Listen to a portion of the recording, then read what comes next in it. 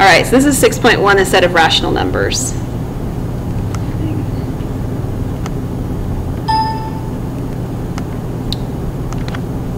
All right, so the first things I want to talk about is what rational numbers are, what they look like and whatnot. I'm sorry that the font's a little bit small. I'm going to try and do it bigger as I continue in the class. It ended up printing out a little bit smaller than I anticipated when I was working on it. But the first thing to know is what rational numbers are. So within the word rational numbers is the word ratio, and a ratio means a fraction, okay? So a rational number is of the form a over b, and a and b are integers, okay? And there's one that got left off here. B is not 0. Why not? What happened before?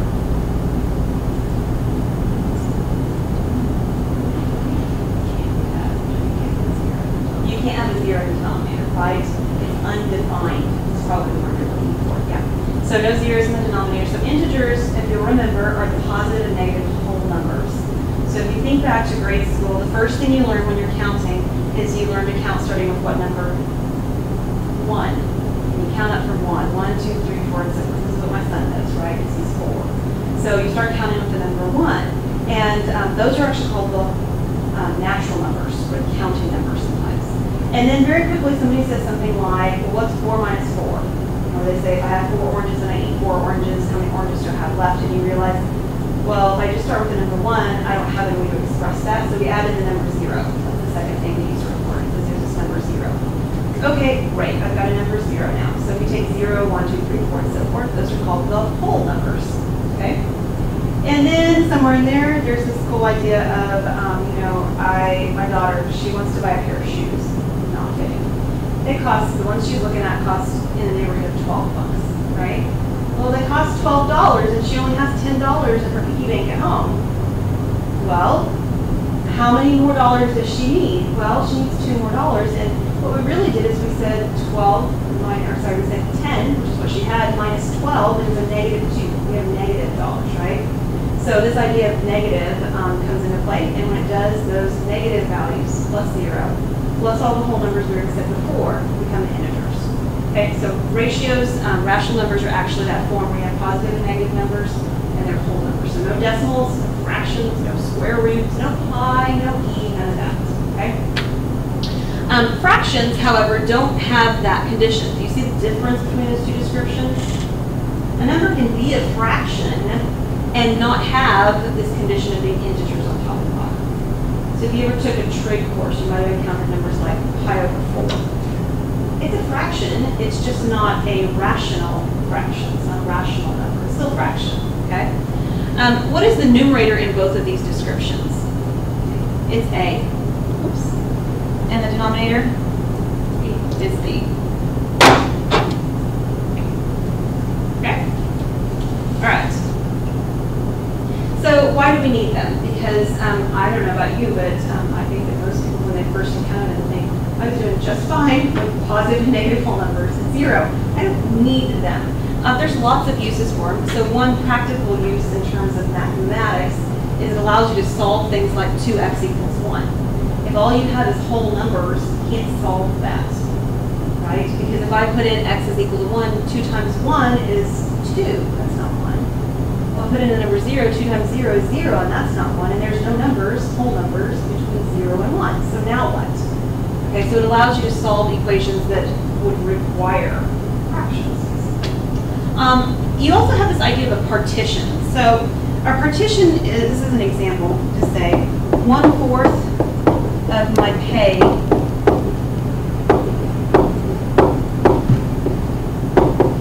goes toward gas, which is just variable pay at this point. Okay, 1/4. So it is a portion of something else.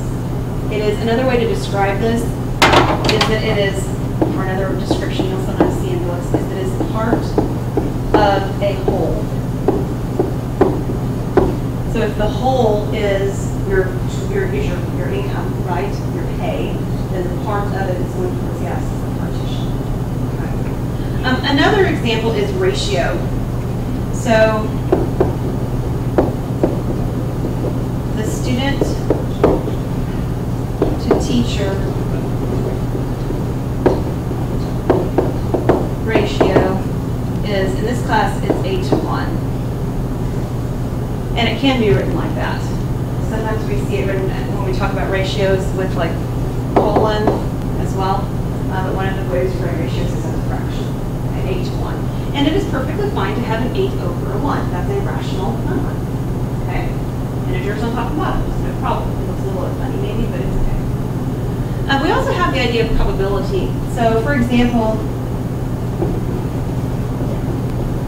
the probability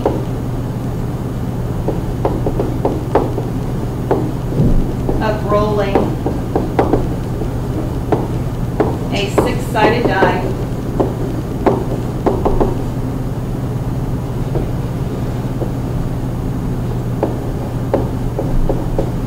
and getting a 1 is 1 out of 6. 1/6. So we also have this idea of probabilities that are associated with ratios. Now I want to show you some of the cool things Smartboard does. So I definitely could have embedded, oh goodness. I definitely could have embedded what I'm about to do in this before you came today, but I want you to see some of the things that Smartboard allows you to do. So this is something that if you were doing it in a class, you probably wouldn't do this in front of your students like I'm going to show you. But I want you to know that you can do this, okay? So there's a lot of cool tools down here on the bottom of your screen. Okay, do you see all these cool tools down here? By the way, I'm in this program called Smart Notebook. It's downloadable off the internet. I don't think it costs anything for you as OBU students. So this is something you can pull onto your computer. You don't have a smartboard in your dorm room, but I can use my computer and I can draw the same images I'm about to draw with the mouse. It's maybe not quite as easy, but it's still doable. Now I don't have the capability of writing on the screen in my computer like I just write on the screen, but what I'm about to show you, I have the capability to do in my classroom, or in the dorm room, if you would. All right, so if you see down here on the bottom, the Shapes button right here. So if I click on the Shapes button, I have all these shapes that show up, okay? So one way, and I'll do this at a couple different points, one way of drawing one of these shapes is to select one of these. The first one that I want to do is I'm going to do a rectangle. So this is actually a square, and this is a rectangle. And so to draw a rectangle, I can do the same thing with your mouse and computer. I'm going to take this rectangle and actually show you the way I want it to be. So in order to do that, I need a line. I'm going to cut my rectangle into pieces. So here's my line right here. I'm going to cut it in half, like this. So pretend like it actually extended. It's not perfect, but. And then I'm going to actually cut the top into, sorry, I'm going to cut all of it there. Get it done. So if I were playing with this, me personally, what I would have done is I would have made sure that everything was perfect with a little bit of CD. All right, so this looks pretty good though, right? We just didn't bring it on the board. And then you can take one of these pins. Let's see, where's the one I want? Right here. And I can choose a highlighter if I like. And I can use that highlighter and I can shade in part of the picture. Okay, it's close. And I can ask you the question that I wanted originally, which is, how much of this picture is shaded in? And it's 1/6. Okay? So you're going to have a few problems that will look like this, and you get the solution. Just Google it, and it'll come up. Yeah. And if it requires a period, then let me know. I don't think it requires some comment pay from anybody, but I have students last year saying different things. So if it tells you something like there's a fee or something like that, I'll talk to the education department because I know that OBU students can get it for free. Good. Good. Good. Yeah, so there's definitely a way to get it on your computer for free. All right, so let me show you another way to do kind of what I just did. I'm going to do that, though, with a table. And so I can create a table, and you may have seen a box like this like in Excel when you've done something with Excel before, or actually in Word when you want to put it in a table is where I've seen this. I'm going to make a box that is this big. So I created the same image that I just had, right? And I did it in one stroke instead, and that's really kind of nice. And so I can take this and I can make it as small as I want, or as, I guess it has to be kind of narrow still. Anyway, so I can take the same image and do the same thing. Oh no, here it goes.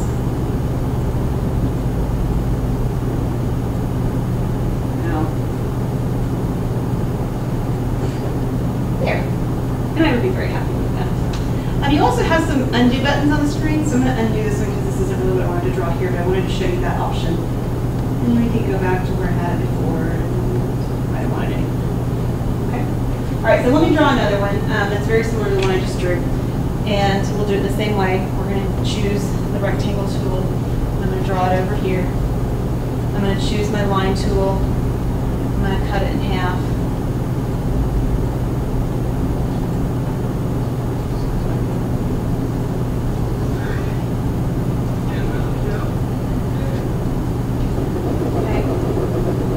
Shade it in with just a regular little pen like that. Pretty okay, you know.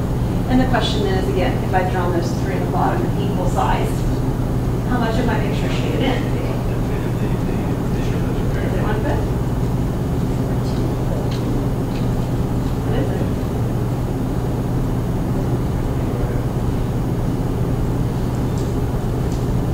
I'm going to claim it's still 1/6. Why is this answer still 1/6? Or maybe equally, why is it not 1/5?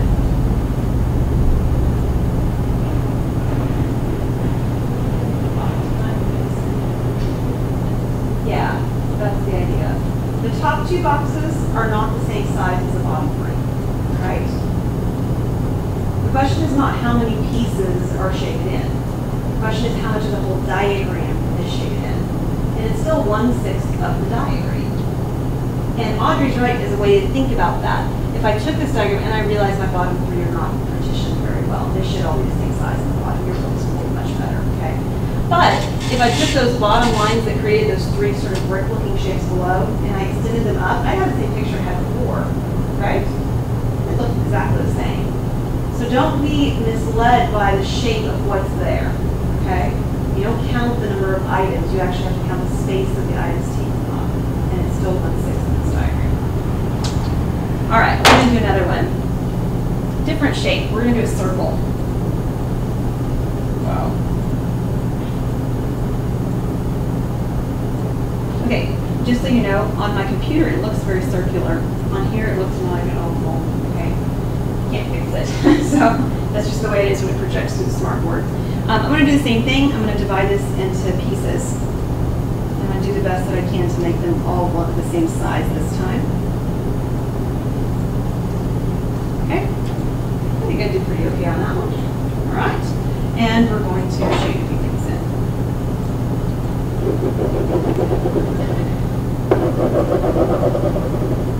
Okay, so this is C.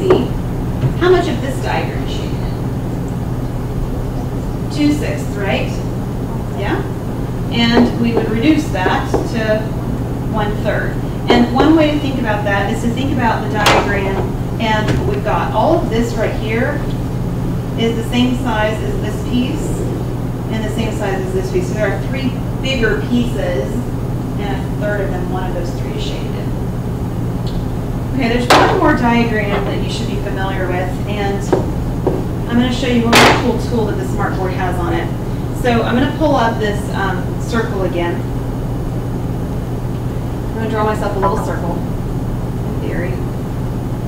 Let's see if I can get it to do right.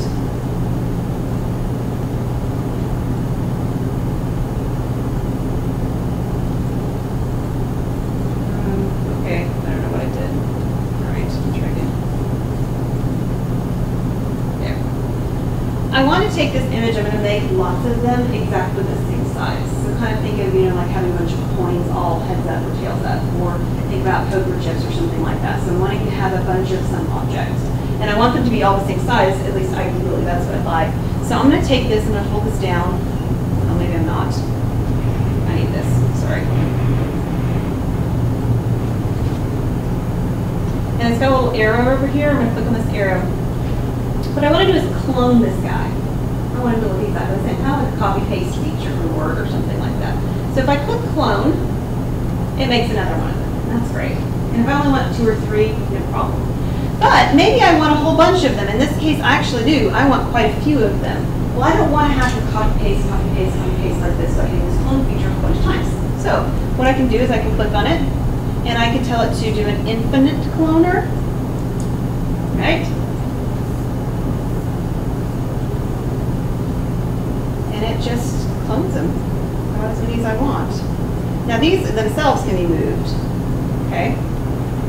But the original one cannot be moved because every time I touch it, it clones it.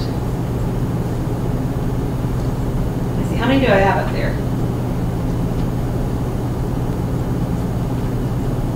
I need one more.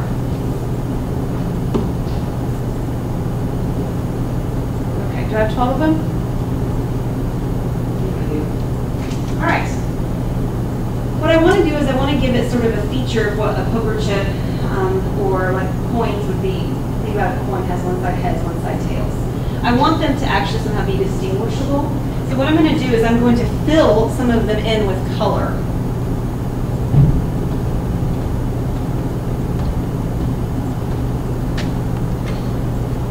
They're shading. We have to get a pen. Okay. So the question again remains, how many or what portion of this is shaded? And what do I have? 7 12s. Not cool with all that. I think it's fun. All right, we're going to take a look at a little bit more stuff then. All right, so just some historical sort of things about rational numbers. The Egyptians, they used, which would be a long time ago, they used rational numbers. They always used them with numerators of 1. And so if you think about a number like 7 12ths, what would they have done? Well, they would have actually written it as the addition, the sum of 2 other integers, or sorry, 2 other rational numbers with numerator 1. So they would have written it something like 1/4 plus 1/3. That's how they would express the number 1 for 7 12ths. The Greeks, they adopted fractions with a denominator of 60 from the Babylonians. And we still use this sort of idea when we do trig, or when you do geometry, right? This idea of angles, and there's 360 degrees and a circle and this kind of stuff, right? And so this whole idea of 60s is really prevalent when we talk about degrees. And so that's kind of an outgrowth from the Greeks. And then the Hindus, which our number system is called the Hindu-Aramaic number system. That's what we use, and we'll get to that in a later chapter in this book. The development that they have is they have a bar that we use between things. So that bar notation, which is what stuck, is from the Hindu.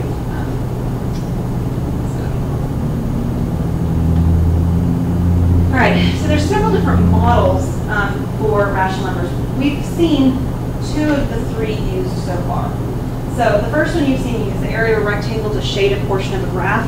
So one way to do this, so I'm going to use the example on all of these, is the number 3/4. So if you want to mark it in here as 3/4, we're going to do 3/4 and show what they would look like. So here's the deal. If I had the number 3/4 and I wanted to do a representation with a rectangle, I would draw a rectangle. I could draw a square as well, I suppose, but I'll draw a rectangle, and I will divide it into pieces. And I will shade 3 of the 4 equal pieces. Right? That's what I did before on another slide. You write down the line. Number line is the one that we didn't do on the other slide. So let me show you what number line looks like. You've seen lines, number lines before, but just as a reminder of how this is used here. So you have a portion of a number line. It starts at 0 and it ends at 1 for practical purposes of this information. And what you do is you represent the fraction, whatever rational numbers you're given, as some value between them. So if you're looking at 3/4, well, this is halfway between, and then we split it up into the quarters, then this number right here is 3/4. And the way that we represent it is we draw this portion of the graph. That's the number 3/4 of number 1. The use of shifts, congruent circles, that's the last one I showed you, right? Where I made my cloner and I did little circles everywhere. It doesn't have to be circles. It could be squares, it could be triangles, it could be anything. Circles are just really nice because if you take a circle and you like divided in half, it's obvious that the circle is not complete. The tricky part if you use squares is that it's really easy to divide a square in half, and it still looks like a rectangle anyway. And is it half a rectangle or is it a third of a rectangle? It's really hard to see it as well. So you can use chips to do that, and that's what I did before. I won't worry about making them all the same length this time, but we have 4 of them, and we would show you 3 of them. If they were all the same size, then it would be a better picture. And this is the number 3/4. Now, this is all well and good if we're drawing a picture to represent the number. But this last one, the set model, has limitations. And the limitations it has look something like this. What if you were given 5 quarters? Somebody gave you $1.25, actually 5 quarters. And they said, I want you to give your brother 3/4 of that. How do you give him 3/4 of 5 quarters? That doesn't really work, right? That just won't work. I mean, you can't take the coin and maybe you have to cut knives, you can cut it in half. Maybe you could, I don't know. But that's not what we're talking about, right? So it has some limitations on how it can be applied. So, for example, what would 3/4 of 5, what do I call them, chips,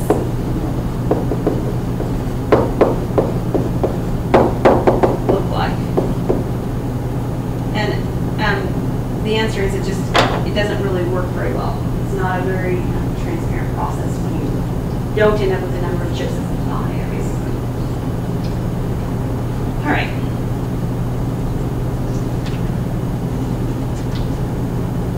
There's several theorems throughout your book, and I'm not going to ask you to understand theorems ever, but they're things that, for the most part, you know to be true. So you're going to look at it and say, well, yeah, duh.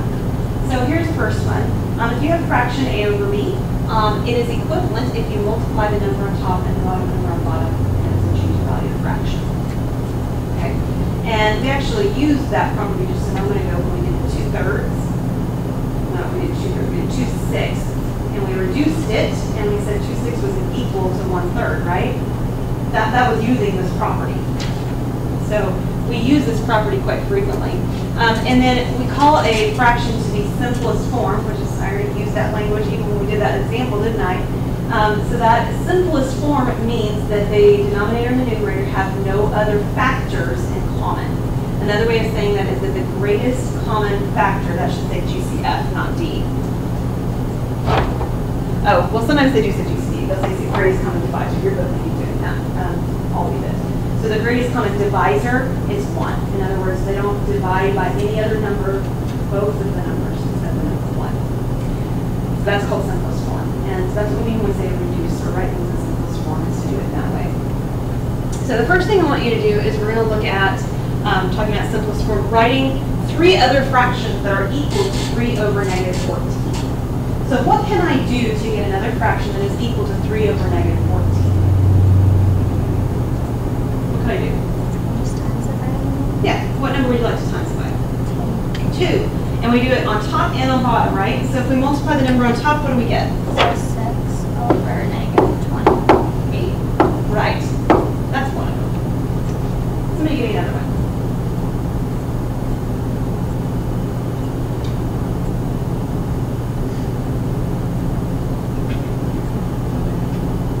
Sure. So if you multiply by negative 1 over negative 1, what would it turn into, Sarah? Right. You guys hear her? She multiplied by negative 1 over negative 1. Right, this whole idea of when you learned this, probably somebody said something in your class like, does it matter where the negative? And the answer is actually no. You put the negative on top, you put it on the bottom, you put it on the front, and it's the same value, right?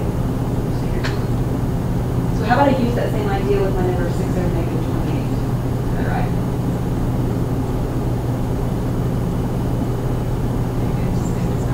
Sure.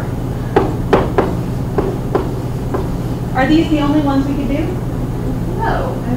There's infinitely many, right? I mean, you can pick any number and multiply on top and bottom.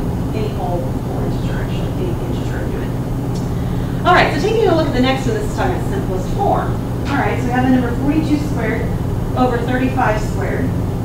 And let me answer the question that somebody's going to ask and save you from doing so. You can't cancel squares. That is not a property. Okay, you can't just mark the squares out and then go from there. So tell me then, what does squared mean? Multiply it by itself. So this is actually saying 42 times 42 over 35 times 35, right? Sure.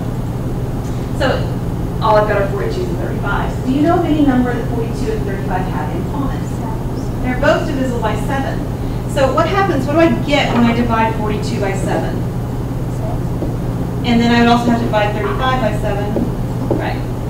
And then I repeat the process because I got another pair of them over here to do this with as well. Now, these numbers that are here, 6s and 5s, do they have any factors in common? 1, but that's it, right? So I've gotten it into simplest form, factor form. Right? There's no other factors that are in common. So my last answer then will be to multiply what I have left. So 6 times 6 is, and then 5 times 5 is 25. I don't need to see, I don't need to ask myself if 36 and 25 have anything in common. I know they don't, because I had it in factor form before that, and the 5s and the 6s didn't. Yes. So would it be wrong if we just put 6 squared over 5 squared? The simplest form would be this. Okay. It wouldn't be incorrect, it would just be incomplete. Make sense? Yeah. All right. So equal fractions. How do you know fractions are equal? There's lots of ways to know they're equal. One of them is using the sphere.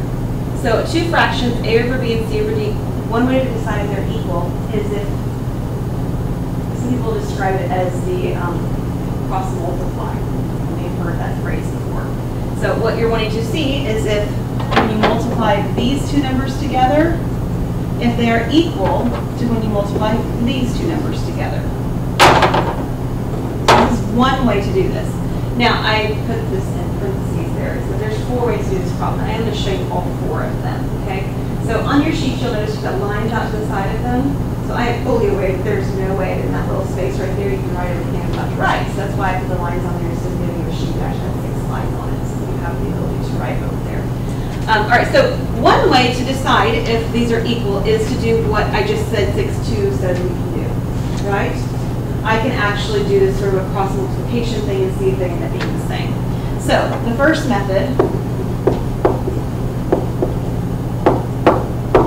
is from there to 6-2. So I multiply. Now the first thing that I want you to be aware of is that the negatives don't matter, right? Because they're both negative. So I can virtually ignore them and just deal with the values after the negative, right? So I can say, okay, well, what's 3 times 144? And how is that related to 12 times 36? Right? The question is, are they equal? And if they are, then the fractions work. So, what is 3 times 144? Do we have a calculator? Let's do math. How's that calculator?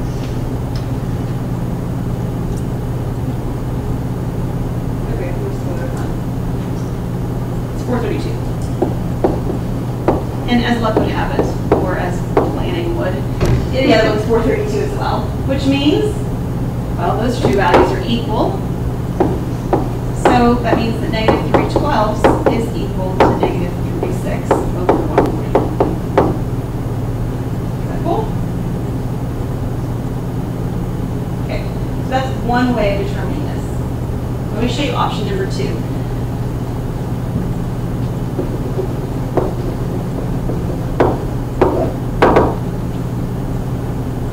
Another option is that we could simplify and compare. Hopefully when you looked at 3 over 12, you said, well, that's not in the simplest form. I really hope you did. And if you didn't, then I hope you just write it down and you can recognize that. 3 over 12 is not simplified. What do 3 and 12 have in common? 3, right? They both have 3 in them. So how can I reduce 3 over 12? What will it reduce to? Negative 1/4, yeah. And if I asked you to do it again, you would do the same thing. You'd say, oh, 36 and 144. You might, in fact, look at that and say, oh, they have a 12 in common. It's a possibility. Or you might look at it and say, oh, I think I would try a 3 or whatever. If you kept reducing, you would eventually find that it also reduces to negative 1/4. Oops. And these are equal. right? So negative 3/12 is equal to negative 36 1/44. Okay, so we can simplify and compare.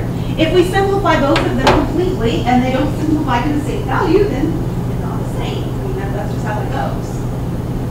All right, let's try another one. Do you guys see what I just did? This is cool too. See, I got myself more space because there's this extended page button down here at the bottom, and it made my page go lower. Okay. All right, so here's method 3 for you.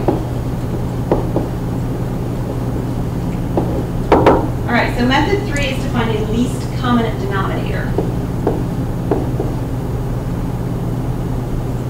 If you find a least common denominator, that least common denominator will in fact be 12. So you multiply the top and the bottom over here by 12, and if you do that, you will get negative 36 over 144, just as it was negative 36 over 144 to start with on the second one, and they're equal. So negative 3 over 3 over 12.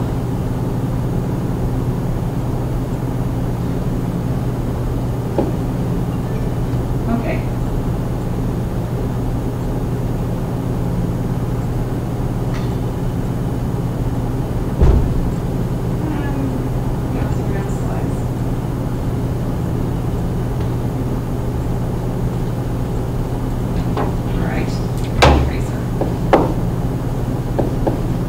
Is equal to negative 36 over 144. Okay, that's the least common denominator. Another method that you may not think of initially, but sometimes students will, and some students that you may have at some point might do this, is that, and some textbooks teach this instead now, or when you are trying to add and subtract fractions. This is a common denominator. Difference being it's not necessarily the least common denominator. You can always get a common denominator for fractions by multiplying the two denominators together. You can do that. I don't know if it makes them really big, but it does get a common denominator, and it does it fairly quickly. Instead of sort of searching and figuring out, doing this one by 2 or that one by 6, you don't have to do any of that. You just multiply the denominators together and go from there. So if we go with that route, you would actually take the numbers that you had up here, and you would multiply this one by 12 over 12, and this one by 144 over 144. Multiply them by each other's denominators. If you do that, you will end up getting negative 432 over 1728, and of course you'll get them both to be that, because by now I hopefully have convinced you that these fractions are the same, because they are. And of course then that means the original fractions are the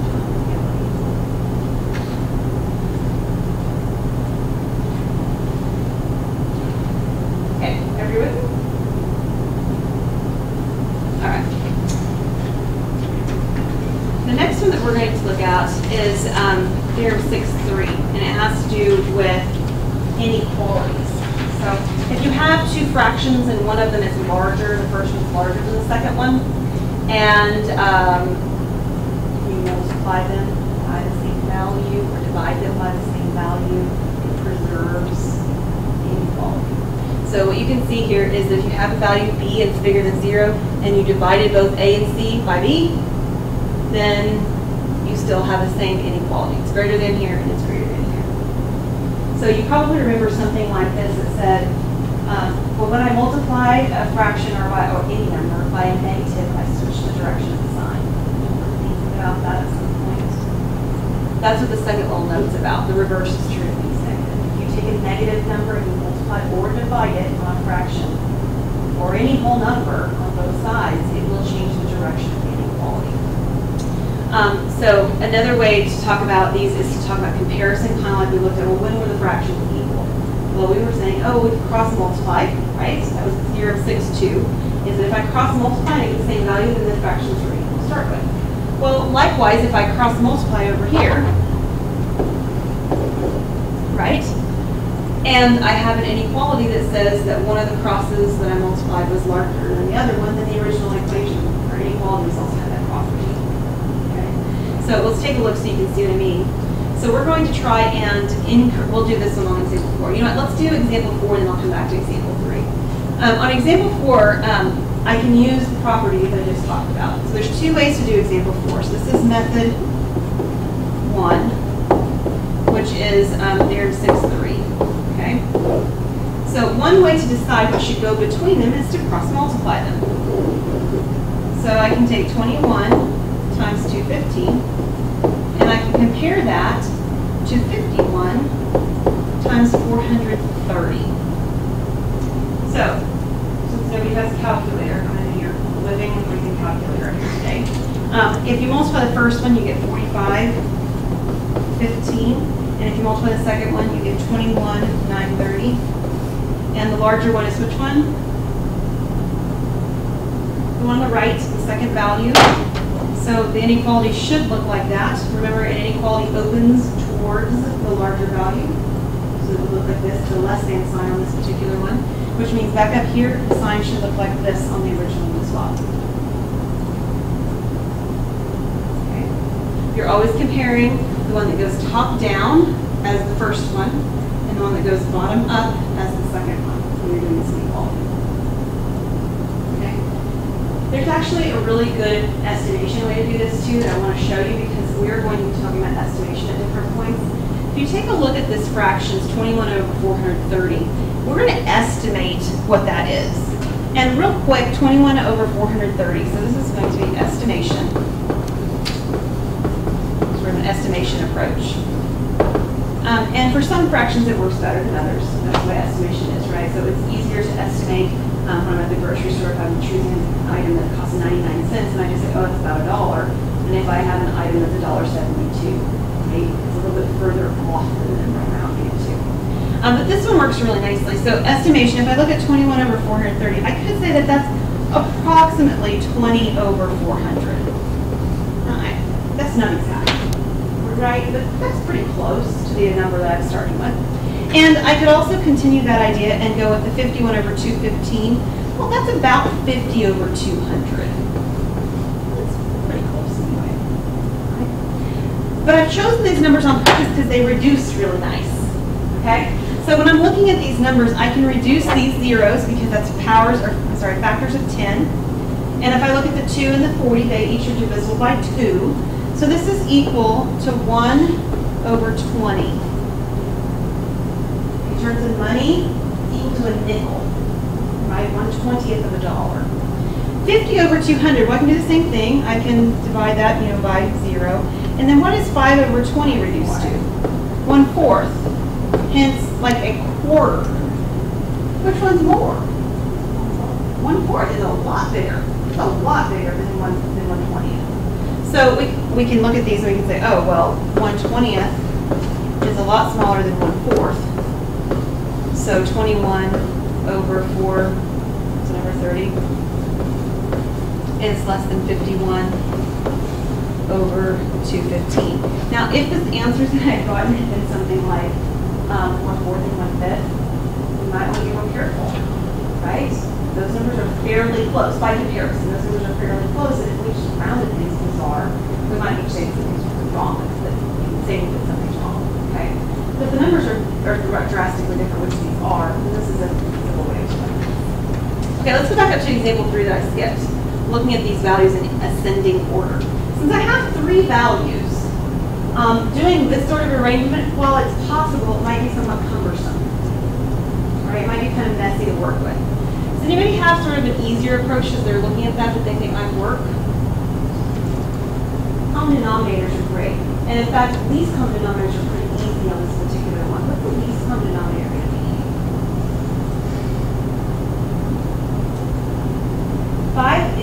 20 can't turn into 5. Oh, but 5 can turn into 20, right? Yeah. So we'll go with 20. So if I take 13 over 20, I'm done with that one. That one's in good shape. How do I turn 3 over 5 into something over 20? Right, I multiply it by 4 over 4. So 4 times 3, this would be 12 over 20, right? And then how do I turn 7 over 10 into something over 20? Right. And now that they all have the same denominator, it's really quick and easy to see which one's the smallest and largest. So I'm going to put them sort of in order with numbers. This is my first number, my second number, and my third number. Now here's something I want you to be aware of. The question did not ask you which numbers are bigger, 13 over 20, 12 over 20, 14 over 20. Did it? The question asked you which numbers are bigger, or the order for them, 13 over 20, 3 over 5, and 7 over 10. So your answer needs to respect the way that the question was asked. So as I write these in order, yes, 12 over 20 is first, but the way that the problem gave it to me was 3 over 5. That's the smallest one. Or if you want, in fact, I'll do it this way. We'll write them with the inequality symbols. The second largest one is the 13 over 20, which is exactly how it was given to me. And the third one is 14 over 20, but that's actually 7/10. Does that make sense? I want to answer the question the way it was asked. I think I went too far. All right. Denseness. The denseness property for rational numbers. If you have two numbers, your rational numbers, there's always a number in between them. That's what that says. One way to find the number that's in between them, and this is kind of a cool trick, is you can add the numerator of the two fractions together, and you can add the denominators of the two fractions together, and we'll get the number in between them. One of them. There's plenty of numbers in between numbers, but it's one of them. Okay? Now, that's great. I mean, right? Because you can see that's what they're doing. They're adding A and C, right? And then they're adding the B and D. So this is very easy to compute. Now, one little note about this. Yeah, I wrote it here. There are sometimes obvious values.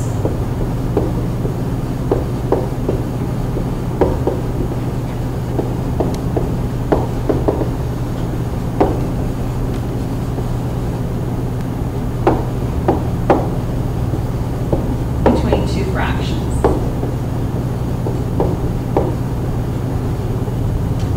Like if you were given 2/5 and 4/5, and you actually added the 2 plus the 4 and the 5 plus the 5, we'd get the right answer, or a right answer, but there's an easier one. What's the obvious value that's between them? 3/5. So I don't need that theorem up there, right, for a problem like this. But this theorem does a really good job of, so the 6.6 or 6-6 can be used in less obvious examples.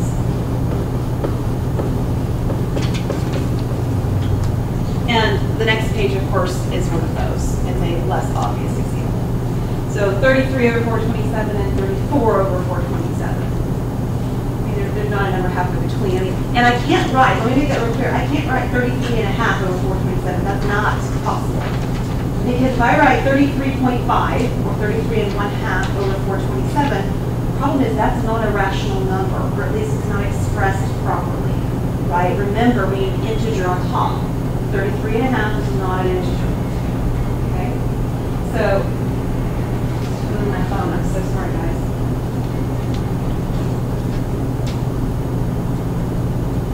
Okay, we're going to do this one. So, what do I do on this one? This will be our last example. What do I do to find a number between them?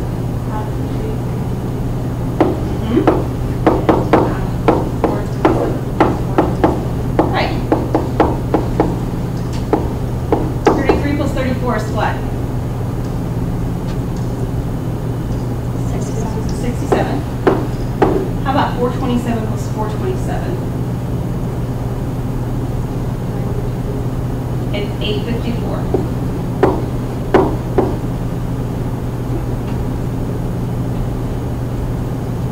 You know what? It shouldn't, in most cases at this point, be able to reduce. It could. We want to be a little bit careful. But a lot of times it won't because of the very nature of how we found the number. Okay? Obviously, they're not both even. We can't divide both by 2 and things like that. Okay? So this will be our solution. All right, and we will pick up with the rest of this lesson on 6.2, which I promise will be out there no later than Monday morning. Okay, we'll be there before then. And I will see you guys all on Tuesday. Have a great week.